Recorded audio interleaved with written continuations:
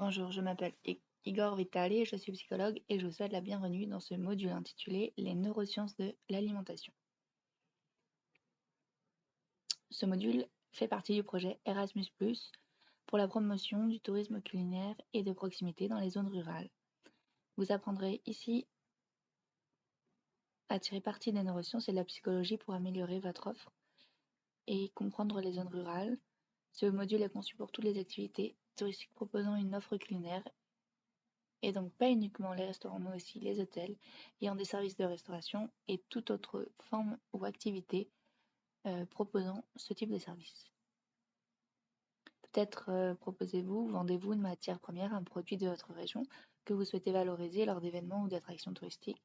Ici, les neurosciences sont très importantes et vous donnent quelques suggestions afin d'attirer l'attention de clients.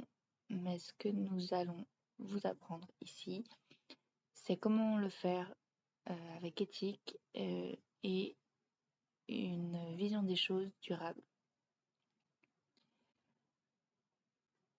Ce n'est plus seulement vendre plus, mais encourager les gens à avoir des attitudes et des comportements positifs envers l'environnement et en utilisant des aliments sains.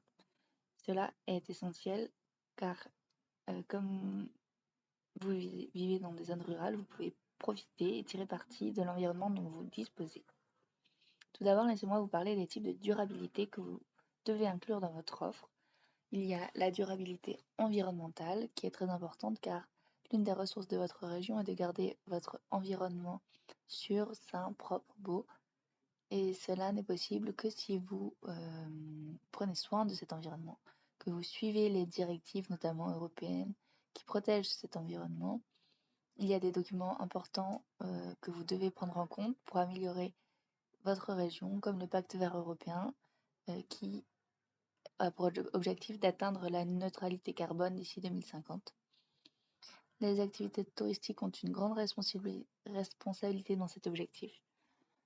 En profitant de la nourriture locale et en prenant soin de cet environnement, vous offrez également une nourriture plus sûre à vos invités, plus saine, et ce qui crée une expérience mémorable et grâce à l'effet positif que vous allez avoir sur la santé de ces personnes et sur l'environnement, sur leur expérience. Vous devez également tenir compte de la durabilité culturelle, c'est-à-dire la prise en compte de la culture, du patrimoine, de la diffusion des traditions. Souvent, durabilité culturelle et environnementale vont de pair, puisque vous parlez de la gastronomie, du régime alimentaire et de l'équilibre entre consommation et respect de l'environnement. Cela a évolué à l'époque de nos grands-parents. La consommation de viande n'était qu'une option, un jour par semaine. C'était une ressource très riche, donc les gens sélectionnaient cela différemment. Aujourd'hui, nous avons une plus large sélection. Nous pouvons en consommer à tout moment de la semaine. C'est un avantage car notre alimentation est beaucoup plus variée, mais de nombreux problèmes en découlent. Par exemple, les derniers rapports européens ont montré que l'obésité est en augmentation constante, notamment infantile, en raison de régimes alimentaires qui ne sont plus sains pour l'être humain. Une chose importante que vous devez prendre en compte avec la durabilité environnementale et culturelle, c'est la durabilité économique. Ce que vous devez faire, c'est respecter le succès de votre entreprise. Vous devez viser une certaine stabilité, une réussite économique.